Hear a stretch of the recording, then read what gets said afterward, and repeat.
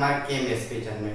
दोस्तों मैंने जो सॉलिड स्टेट की पहली पॉइंट में मैंने फर्स्ट लेक्चर में आपको बताया है कि जितनी भी सॉलिड स्टेट की मेन पॉइंट थी, मेन टॉपिक थी, वो मैंने आपको लिखवाया। सेकेंड लेक्चर में मैंने आपको प्रॉपर्टीज ऑफ सॉलिड बताया। थर्ड लेक्चर में आपको मैंने डिफरेंट बिटवीन क्रिस्टलाइन सॉलिड और एमॉर्फस सॉलिड, क्रिस्टलाइन सॉलिड और एमॉर्फस सॉलिड में क्या क्या अंतर वो आपको मैंने नोट कराया। जो मेरी चौथी टॉपिक है, चौथी मेरी टॉपिक है वाइड्स। वाइड्स मतलब होता है खाली जगह, मतलब रिक्तियां। आप आइए हम वाइड्स के बारे में चलते हैं। जैसे एटम का अरेंजमेंट आप 2D में या 3D में करेंगे। एटम का अरेंजमेंट 2D या 3D में करने पर जो उनके बीच में हमारा खाली जगह होता है वही हमारा वाइड्स होता है। फिर सुनिए, एटम का अरेंजमेंट 2D या 3D में करने पर जो बीच में हमारा खाली जगह होता है, जो बीच में हमारा खाली जगह होता है वही हमारा वाइड्स होता है। एग्जांपल समझिए, जैसे आपने एक एटम यह ले लिया, आपने एक एटम यह ले लिया, आपने एक एटम यह ले लिया, आपने एक एटम यह ले लिया, तो इसके बीच में जो हमारा खाली जगह है, इनके बीच में जो हमारा खाली जगह, यही हमारा वाइड्स होता है। आप चार एटम को टच कराएंगे तो इनके बीच में जो खाली जगह होगा यही हमारा वाइड्स होगा। आप ऐसा समझिए, आप ये चार एटम देख रहे हैं, आप ये चार एटम देख रहे हैं, ये चार एटम आपस में टच है, तो इसके बीच में जो खाली जगह है यही हमारा वाइड्स होता है।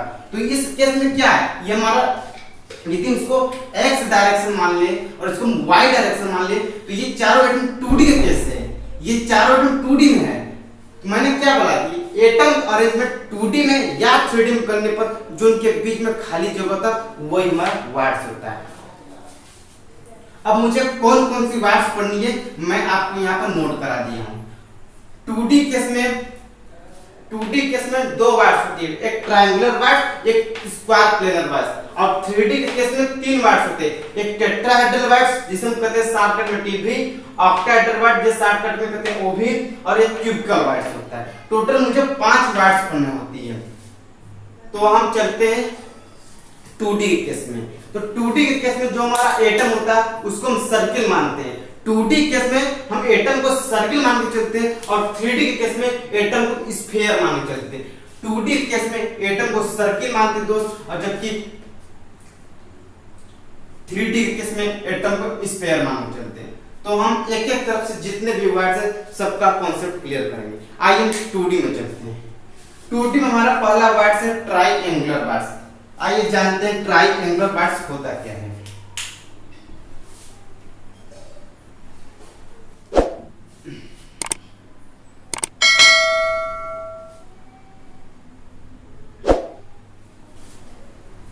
इधर पे नोट कर लीजिए आप लोग।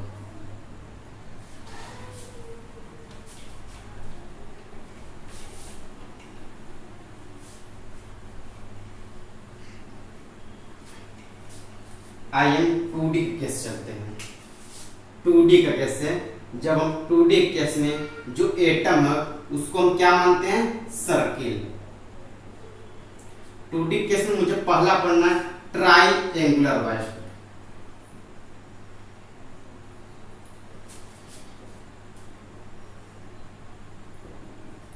ट्राइएंगुलर वाइड्स आज जानते हैं ट्राइएंगुलर वाइड्स क्या होता है। जब 3 एटम का अरेंजमेंट 2D में किया जाता है, जब 3 एटम का अरेंजमेंट आप 2D में करेंगे तो उनके बीच में जो हमारा खाली जगह होता है वो हमारा ट्राइएंगुलर वाइड्स होगा। देखिए यहाँ पर मैं 3 एटम ले रहा हूं, इसका मैं अरेंजमेंट 2D में कर रहा हूं। मैंने जब 3 एटम लिया, इसका अरेंजमेंट मैंने 2D में किया, तो इनके बीच में जो ये खाली जगह देख रहे हैं ना, यही हमारा ट्राइएंगुलर वाइड्स होता है। जब 3 एटम का अरेंजमेंट 2D में किया जाता है तो उनके बीच में जो खाली जगह होता है वही हमारा ट्राइएंगुलर वाइड्स होता है। जैसे आप इसको लिए तो ये x डायरेक्शन हो गया, इसके रिस्पेक्ट में ये हमारा y डायरेक्शन हुआ। देखिए ये हमारा जो ब्लैक बोर्ड है ये हमारा 2D है, एक आपने इस पर सिर्फ x डायरेक्शन खींच सकते हैं और ऐसे आप y डायरेक्शन खींच सकते हैं। आप ऐसे x डायरेक्शन खींचे और ऊपर से आपने y डायरेक्शन खींचा।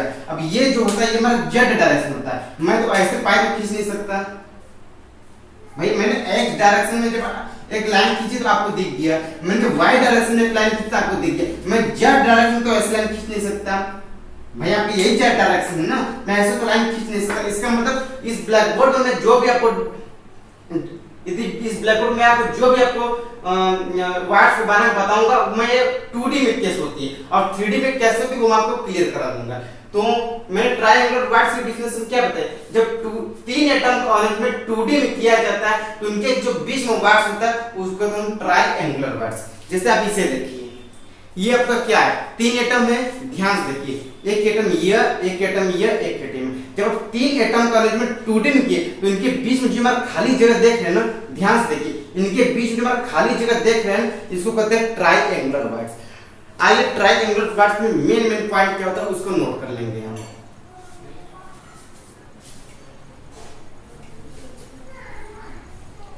चित्र भी मत बनाइए, मेरे बात को सुनिए पहले। आपने ट्रायंगुलर वाट्स को समझ लिया कि जब तीन एटम का अरेंजमेंट 2D में किया जाता है उनके बीच में जो वाट्स होता है उसमें कहते हैं ट्रायंगुलर वाट्स।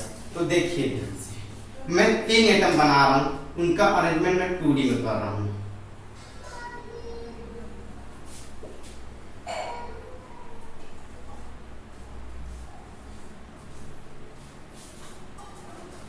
देखिए दोस्त, यह भी तीन एटम है जिसका अरेंजमेंट 2D में, यह भी तीन एटम है जिसका अरेंजमेंट 2D में है।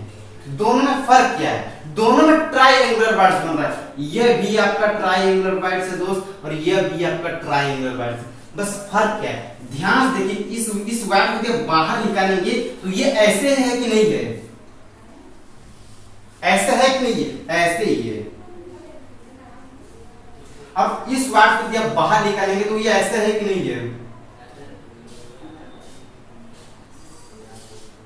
तो दोनों ट्रायंगुलर वाट्स है, बस फर्क है, इसको हम कहते हैं लोअर ट्रायंगुलर वाट्स।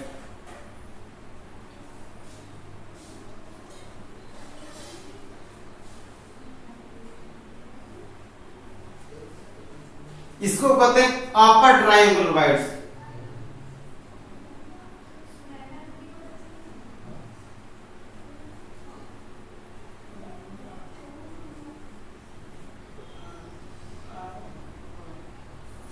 जब तीन एटम का अरेंजमेंट 2D में किया जाता है उनके बीच में जो वाट्स होता है वो ट्रायंगुलर वाट्स होता है। आप तीन एटम का अरेंजमेंट ऐसे भी कर सकते हैं, ऐसे भी कर सकते हैं। इस केस में जो वाट्स बना उसको कहते हैं लोअर ट्रायंगुलर वाट्स और इस केस में जो वाट्स बनता है उसको कहते हैं अपर ट्रायंगुलर वाट्स। आइए हम दूसरी इंपॉर्टेंट बात जानते हैं।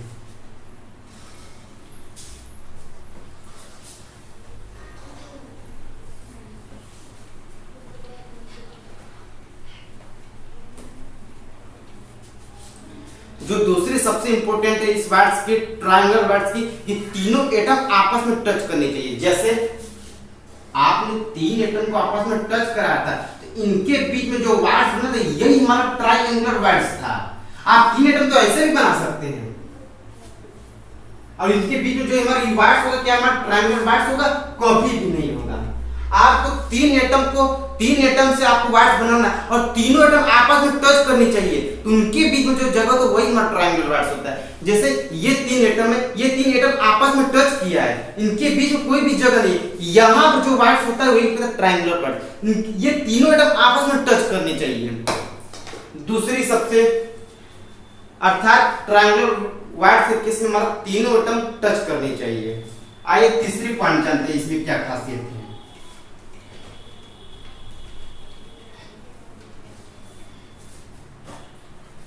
आइए तीसरी पॉइंट जाने क्या बात है।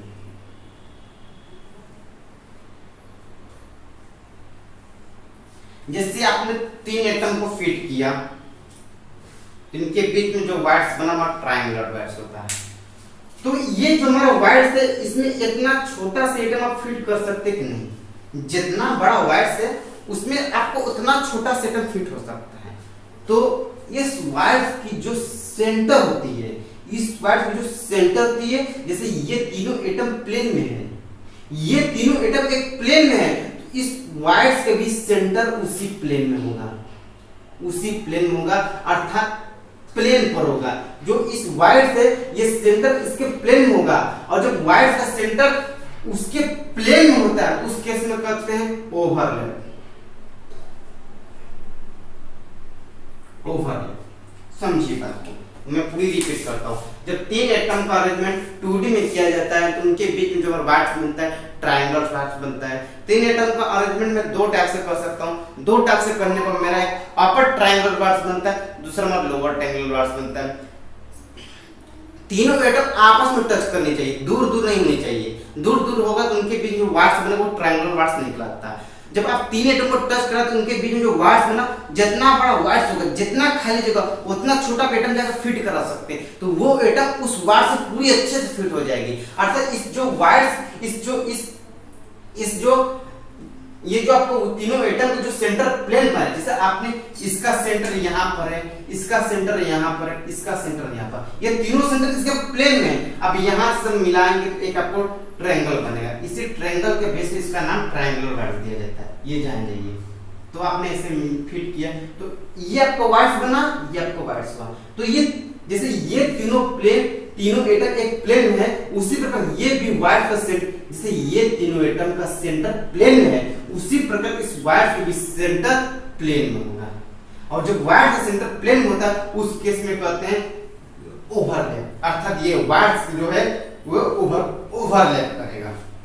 ये हमारी थी ट्रायंगुलर वाट्स की कहानी। आइए हम 2D के केस में दूसरी वाट्स पढ़ते हैं, जिसका नाम है स्क्वायर प्लेनर वाट्स।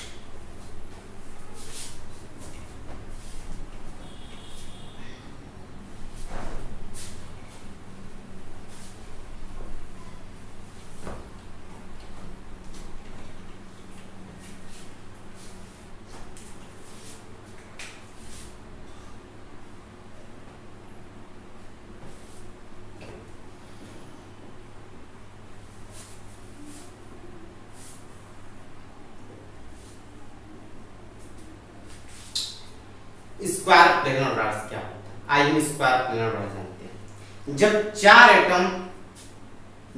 चार एटम का अरेंजमेंट 2D में किया जाता है, जब चार एटम स्क्वायर प्लेनर वाट्स में चार एटम होता है, तीन एटम ट्रायंगुलर वाट्स में होता है। जब चार एटम का अरेंजमेंट 2D में किया जाता है तो उस कंडीशन में जो हमारा वाट्स बनता है, जो हमारा खाली जगह होता है, वो हमारा कहता है स्क्वायर प्लेनर वाट्स। आइए देखिए, आपने चार एटम ले लिया, एक एटम, दो एटम, तीन एटम,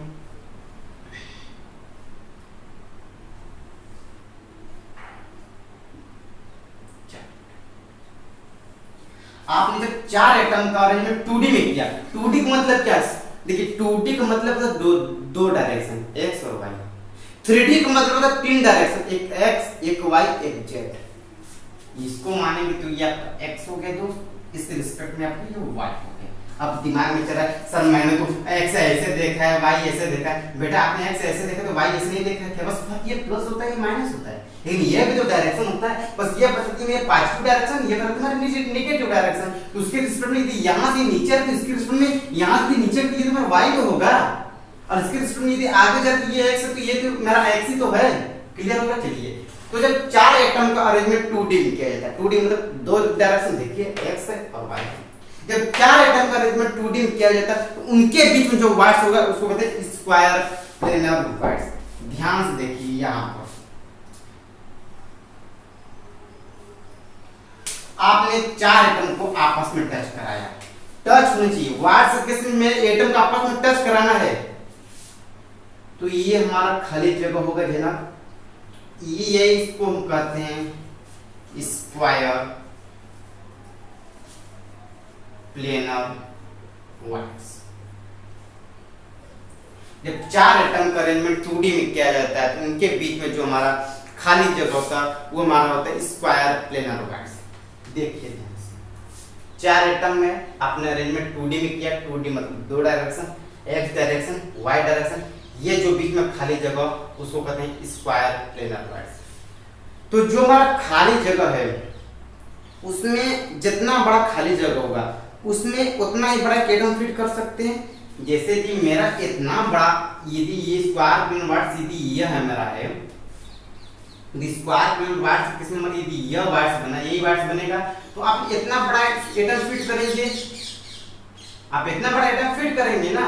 तो जब आप उस एटम को फिट कर रहे हैं तो जैसे ये चार एटम है, इसका सेंटर यहाँ पर होगा, इसका सेंटर यहाँ पर होगा, इसका सेंटर यहाँ पर होगा, इसका सेंटर यहाँ पर, इस चारों को मैं जब मिलाऊंगा तो हमारे स्क्वायर बन स्क्वायर। इसी स्क्वायर के बेस पर इसका नाम स्क्वायर प्लेनर वाट्स दिया रखा जाता है। तो ये चारों एटम का सेंटर प्लेन है, ये जितने भी 4 एटम इसका सेंटर प्लेन में है और इसका वाइड्स में जब आप इसके वाइड्स में एक एटम फिट करेंगे उसका भी सेंटर उसी प्लेन में लाइक करेगा। जिस प्रकार ट्रायंगुलर वाइड्स के केस में वाइड्स का सेंटर ओवरलैप करता है, इस स्क्वायर प्लेन में भी वाइड्स का सेंटर ओवरलैप करेगा, अर्थात ओवरलैप। ये overlap, not overlap, do not overlap क्या कहानी है। तो जो इंट्रेंस में अच्छे अच्छे पेपर में कॉन्सेप्ट पेपर बनाती है कि ट्रायंगुलर वाइड्स के केस में हमारा जो वाइड्स होगा यदि उसमें मैं एक एटम फिट करूंगा तो उस वाइड्स का सेंटर प्लेन में होगा, अर्थात ओवरलैप होगा कि नहीं होगा, होगा। ओवरलैप मतलब वो प्लेन में होगा। अब मैं डू नॉट ओवरलैप बोले मतलब प्लेन के ऊपर होगा। जैसे ये प्लेन है, यदि मैंने ओवरलैप बोल दिया तो उसी प्लेन में उस वाइड का सेंटर होगा, उसी प्लेन में उस वाइड का सेंटर होगा। यदि मैंने बोल दिया डू नॉट ओवरलैप मतलब कि उस प्लेन में उसका सेंटर नहीं होगा, उस प्लेन से थोड़ा सा ऊपर उसका सेंटर होगा। आपकी स्क्वायर प्लेन और वाइड्स की कॉन्सेप्ट क्लियर हो गई। मुझे 2D में पढ़ना था स्क्वायर प्लेन और वाइड्स और ट्रायंगुलर वाइड्स, आपने दोनों क्लियर कर दिए। अब मेरी बात आती है 3D की। 3D में मुझे 3 वाइड्स पढ़ना होता है, एक टेट्राहेड्रल वाइड्स, एक ऑक्टाहेड्रल वाइड्स और एक क्यूबिकल वाइड्स।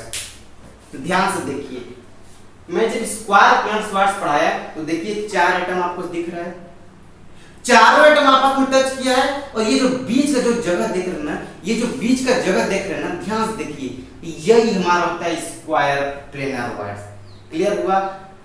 अगला बात आती है 3D के केस में। पहला वाइड्स की बात की थी, तो वाइड्स में मैंने 2D के बाद क्लियर करा दिए। 2D की जितनी मैंने कॉन्सेप्ट थे ट्रायंगुलर वाइड्स और स्क्वायर प्लेनर वाइड्स वो मैंने क्लियर कर दी। अब मुझे 3D में चलना है।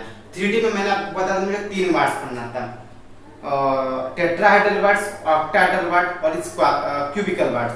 मैं 3D से पहले एक और पॉइंट बताना चाहता हूं जो आप उसे क्लियर करिए। Coordination number of coordination number of wides का कोऑर्डिनेशन नंबर निकालिए, अर्थात वाइड्स का उप संयोजन संख्या निकालिए।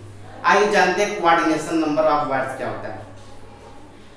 किसी भी वाइड्स को बनाने के लिए जितने एटम की जरूरत पड़ता है, मैंने कहा किसी भी वाइड्स को बनाने के लिए, चाहे दुनिया में कोई भी वाइड्स हो, चाहे टेट्राहेड्रल वाइड्स हो, चाहे ऑक्टाहेड्रल वाइड्स हो, चाहे स्क्वायर प्लेन वाइड्स हो, चाहे क्यूबिकल वाइड्स हो, चाहे ट्रायंगुलर वाइड्स हो, किसी भी दुनिया में कोई भी वाइड्स हो, कोई भी वाइड्स को बनाने के लिए जितनी भी एटम की जरूरत पड़ती है वही हमारा होता है वह कोऑर्डिनेशन नंबर ऑफ वाइड्स। किसी भी वाइड्स को बनाने के लिए जितनी एटम की आवश्यकता होती है वही होता है हमारा कोऑर्डिनेशन नंबर ऑफ वाइड्स। आप बताइए ट्रायंगुलर वाइड्स से किस मैंने कितनी एटम लिया था, सोच के बताइए। हाँ, मैंने 3 एटम लिया था। और स्क्वायर प्लेनर वाइड्स में मैंने कितने एटम लिया था? हाँ, मैंने 4 एटम लिया था। तो स्क्वायर प्लेनर वाइड्स के केस में जो हमारा वाइड्स बना था वो 4 एटम से मिलकर बना है, और वही उस वाइड्स का जो 4 एटम वो उसका पेरेंट्स है। ध्यान से देखो, यदि ये मेरा स्क्वायर प्लेनर वाइड्स है तो ये जो हमारा वाइड्स बना है ये हमारा स्क्वायर प्लेनर वाइड्स होगा, और इसको कितने एटम ने मिलकर बनाया? 4 एटम ने मिलकर बनाया। तो इस स्क्वायर प्लेनर वाइड्स का कोऑर्डिनेशन नंबर कितने होगी? 4, क्योंकि इसको 4 एटम ने मिलकर बनाया है। ट्रायंगुलर वाइड्स कितने एटम से मिलकर बने? 3 एटम से मिलकर। देखिए ध्यान से, ये हमारा ट्रायंगुलर वाइड्स है। तो इस एटम को कितने एटम ने मिलकर बनाया? इस वाइड्स को कितने एटम ने मिलकर? 3 एटम ने। तो इस वाइड्स का कोऑर्डिनेशन नंबर क्या होगा? 3। आइए, जैसे मैंने कहा कोऑर्डिनेशन नंबर ऑफ वाइड्स मुझे पढ़ना है, तो मैं यदि ट्रायंगुलर वाइड्स की बात करूं तो ट्रायंगुलर वाइड्स में क्या होता है? 3 एटम होता है। 2D का केस चलता है, 3 एटम का अरेंजमेंट 2D में किया जाता है, उसके बीच में जो वाइड्स बनता है वो ट्रायंगुलर वाइड्स होता है। देखिए 3 एटम मैंने दोस्त बना दिया, तीनों एटम आपस में टच करनी चाहिए, टच नहीं करेगा वाइड्स नहीं होगा। उल्टा सीधा आपने कॉन्सेप्ट पढ़ चुका है टीचरों से, तो जितने भी आपने उल्टा सीधा कॉन्सेप्ट पढ़ चुका है वाइड्स के, जितने भी आपने पाठ कर चुका सब आपको क्लियर हो जाएगा। बस अब कंटिन्यू मेरे कॉन्सेप्ट को ध्यान सुनिए। मेरी जितने में जितना भी वाइड्स की कॉन्सेप्ट क्लियर, वाइड्स के बारे में जितनी मैं बता रहा हूँ बस उसको ध्यान सुनिए, वाइड्स की पूरी कॉन्सेप्ट क्लियर हो जाएगी। 3 एटम आपस में टच कर रहा है, इसके बीच जो हमारा वाइड्स है ये ट्रायंगुलर वाइड्स है, और ये वाइड्स कितने एटम से मिलकर बना? 3 एटम से मिलकर। बना। इसका मतलब ट्राई एंगुलर वाइड्स का जो कोऑर्डिनेशन नंबर होता है वो हमारा 3 है, क्योंकि ये ट्राई एंगुलर वाइड्स 3 एटम से मिलकर बनता है। आइए स्पार्क प्लेन वाइड्स में चलते हैं।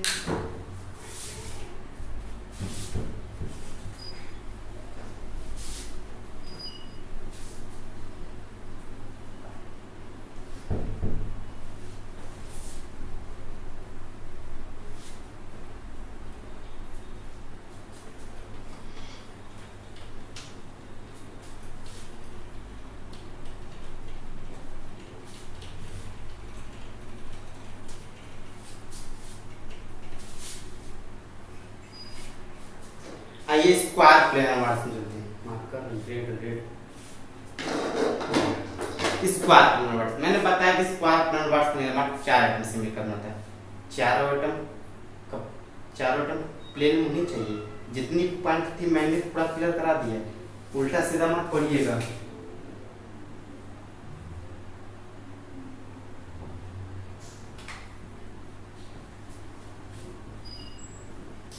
देखिए स्क्वायर प्लेनर 4 एटम क्या होगा आपका प्लेन में होगा। इसके बीच में जो हमारा वाइड्स बना था क्या बना था स्क्वायर प्लेनर वाइड्स। ये वाइड्स जो था वो कितने एटम से मिलकर बना 4 एटम से मिलकर बना। और मैंने बताया कोई भी वाइड्स दुनिया का कोई भी वाइड्स है वो जितने भी एटम से मिलकर बनेगा वो इसकी कोऑर्डिनेशन नंबर होगी। तो इस वाइड का जो कोऑर्डिनेशन नंबर होगा बताइए कितना होगा 4। मैंने 2D केस में 2 वाइड्स पढ़ना था। 2D केस में जो एटम मान के चला जाता है वो हमारा सर्किल होता है। 2D केस में जो 2 वाइड्स पढ़ा था ट्रायंगुलर वाइड्स और tetrahedral square planar wides. Triangular wides में कोऑर्डिनेशन नंबर 3 होता है और टेट्राहेड्रल वाइड्स का कोऑर्डिनेशन नंबर 4। अब मुझे पढ़ना है 3D वाइड्स। ठीक है।